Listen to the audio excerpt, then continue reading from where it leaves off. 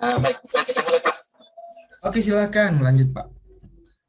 Bismillahirrahmanirrahim. Assalamualaikum warahmatullahi wabarakatuh. Assalamualaikum warahmatullahi wabarakatuh. Selamat sore dan salam sejahtera untuk kita semua. Baik, pada kesempatan ini saya ingin memperkenalkan diri terlebih dahulu. Nama saya Usman, salah satu peserta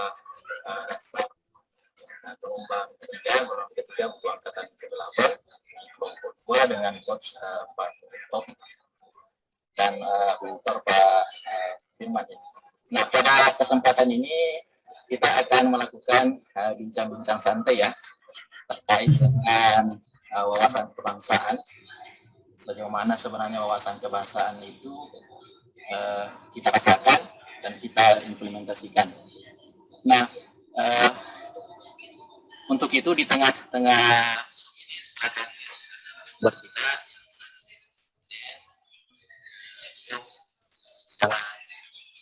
sebenarnya ya, tapi bisa menyempatkan saya ingin menyapa dulu bisa dengar suara saya Pak? Bisa lanjut Pak. Tadi agak putus-putus. Ya. Baik Pak, terima kasih.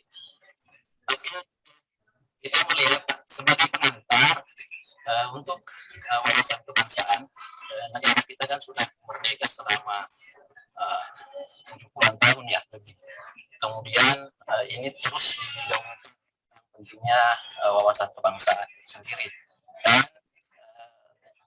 dalam perjalanannya tentu tidak mudah untuk memahamkan secara keseluruhan mengenai wawasan kebangsaan ke masyarakat ya, terutama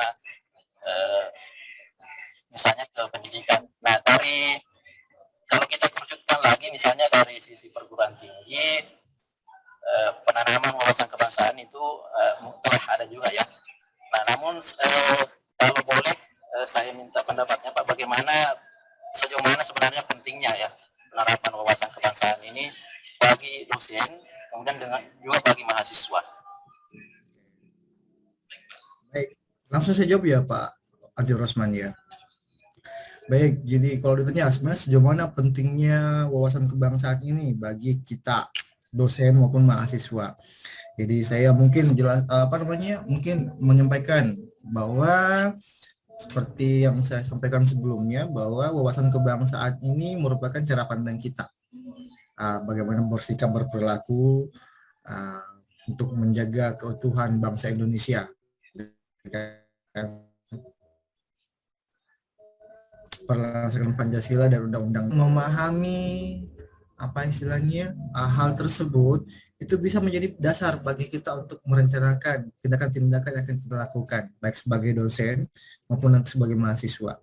Jadi misalnya dengan memahami wawasan kebangsaan kita bisa menetapkan sebuah tujuan kita.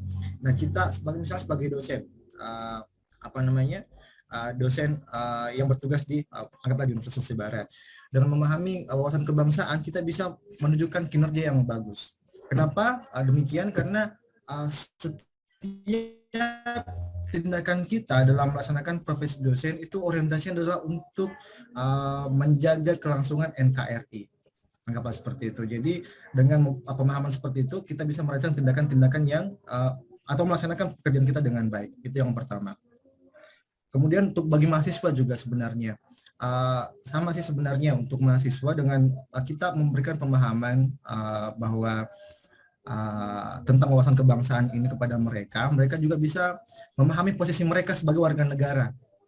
Apa yang mereka harus lakukan sebagai warga negara di usia mereka. Dalam hal ini kan belajar. Tugas utama mahasiswa kan salah satunya adalah belajar. Jadi ketika mereka memahami wawasan kebangsaan itu bisa memotivasi mereka untuk menuntut ilmu lebih bagus, untuk menjadi insan yang lebih bagus ke depannya. Jadi pemahaman mereka tentang wawasan kebangsaan itu bisa membuat mereka melaksanakan tugas-tugas kemahasiswaan mereka dengan bagus, sehingga pada nantinya diharapkan mereka menjadi orang-orang yang bermanfaat bagi bangsa dan negara. Itu mungkin Pak Andi Rosman.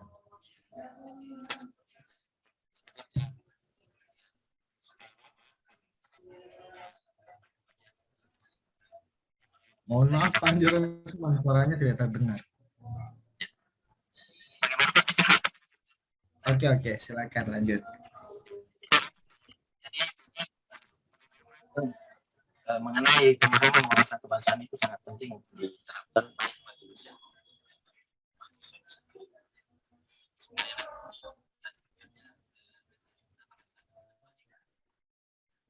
kemudian Pak Andi Rosman, saya tidak bisa mendengar suaranya Pak Tabe. Atau ada perangkat mungkin Pak yang bisa dibantu headset atau apa gitu. coba pakai headset dulu. Ya, silakan.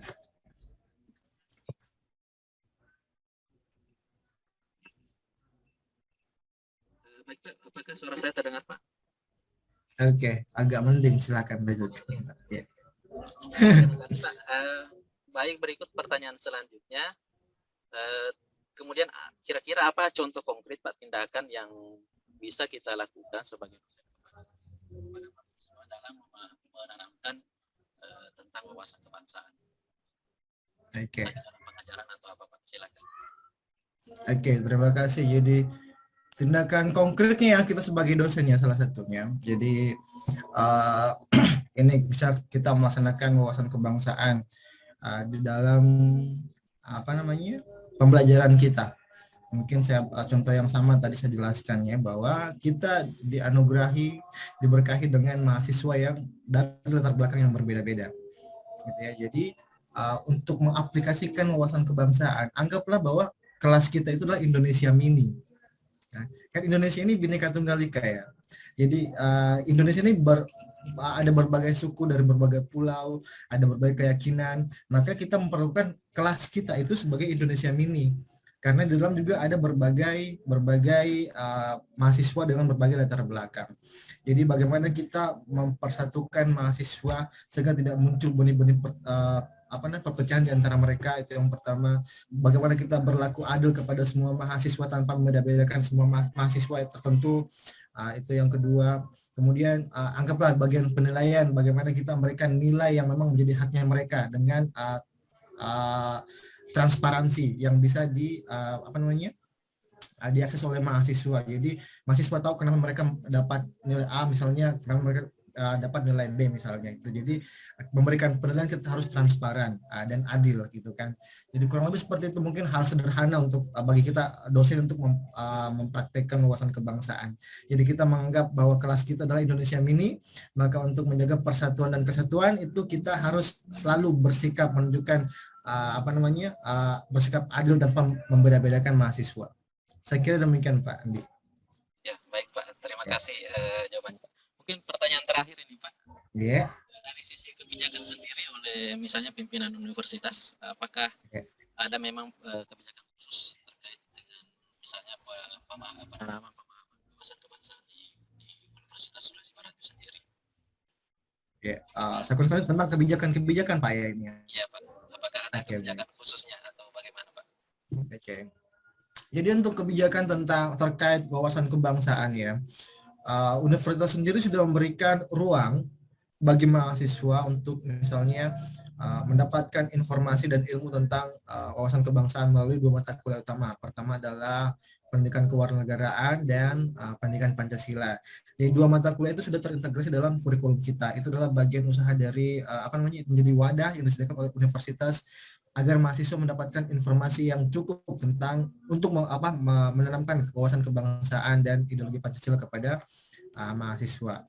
Kemudian untuk yang kedua adalah kita menyediakan layanan konsultasi dan konseling kepada mahasiswa. Jadi ketika kita merasa bahwa ada mahasiswa tertentu yang mungkin sudah terpapar ideologi-ideologi yang menyimpang dari negara, itu kita selalu berikan diskusi dan berikan konseling bagaimana supaya mereka tidak sampai paparan ideologi negatif mereka terima itu tidak sampai merusak